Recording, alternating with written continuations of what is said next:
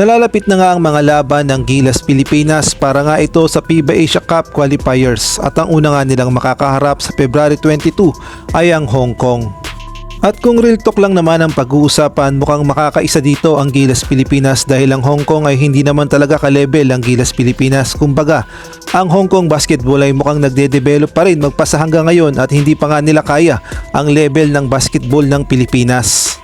Ang dapat lang talaga paghandaan ni Coach Tim Cone at gayon na rin ng Gilas Pilipinas ang kanilang pangalawang laban kontra nga ito sa Chinese Taipei na mangyayari sa February 25. At take note, meron nga tayong home court advantage dahil ang laban ay gaganapin sa Philsport Arena sa ganap na 7:30 ng gabi. Kaya naman, masasabi nating may advantage na rin ang Gilas Pilipinas, ngunit hindi nga basta-basta itong Chinese Taipei, lalong-lalo na at nade-develop na ang kanilang basketball at masasabi nating isa ito sa mga malalakas na team ngayon sa Asia. Kaya naman hindi pwedeng magpakampante ang Gilas Pilipinas kapag nakaharap na nga nila ang Chinese Taipei sa February 25. Dahil ang Chinese Taipei nga ay masasabi nating maganda rin ang kanilang naging laban noong Asian Games at nakaabot pa nga sila sa bronze medal match kung hindi lang sila tinalo ng China.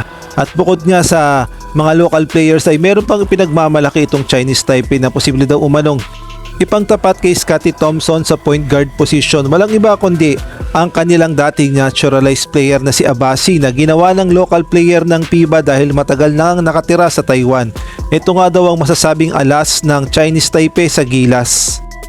Si Abasi nga ay nag-a-average ng 16.6 points at kaya na rin 6.5 rebounds, 2.8 assists at 1.9 steals at meron din siyang 1.0 blocks per game.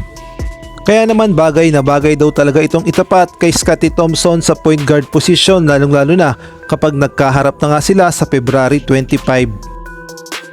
Sa ibang balita naman, eto nga si Coach Tim Cone ay nagnanais na makabuo ng pinaka-solid na lineup ng Gilas Pilipinas dahil alam naman nating lahat na pumirma nga siya ng 4 years contract sa SBP as head coach ng Gilas Pilipinas. Kaya naman ang sabi niya nga ay gusto niyang makabuo ng pinaka-solid na lineup sa kanyang 4 na taon na pagsiservisyo sa Gilas Pilipinas.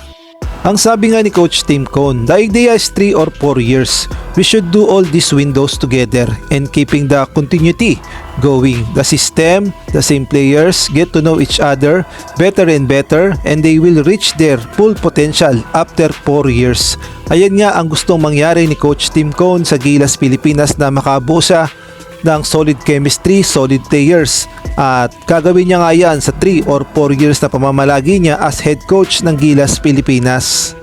Kaya naman hanggat maaari nga ayaw sanang papalit-palit ni Coach Tim Cone ng mga players at gusto niya sana yung mga pinili niyang mga players ay maging intact at sila ang magkakasama upang makabuo nga sila ng magandang connection, magandang chemistry upang paghahanda nga sa mga paparating na mga laban ng Gilas Pilipinas.